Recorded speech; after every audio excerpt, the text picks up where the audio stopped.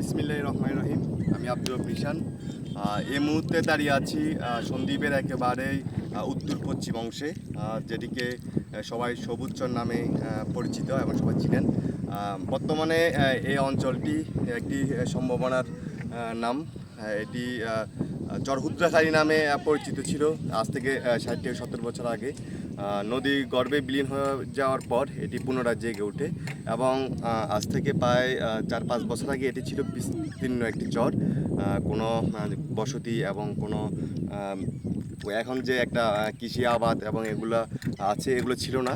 তো 2026 সালে এসে আমরা এটি দেখতে পাচ্ছি একেবারেই পশুপালন থেকে শুরু করে কৃষি আবাদ এবং মানুষের বসতবাড়ি বিস্তীর্ণ একটি এরিয়া জুড়ে।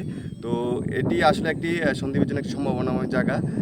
এটি ছিল তখন সন্দ্বীপের 1 নং ইউনিয়ন চরহুদ্রাখালী হিসেবে, যার অবস্থান দিঘরাপাড় ইউনিয়নের পর থেকেই সন্দ্বীপের একেবারে উত্তর অংশে এবং উত্তর পশ্চিম অংশে। তো এখান দিয়ে একটি সন্দ্বীপ দিঘরাপাড় থেকে কোম্পানিগঞ্জ একটি মহাসড়ক কাজ চলমান।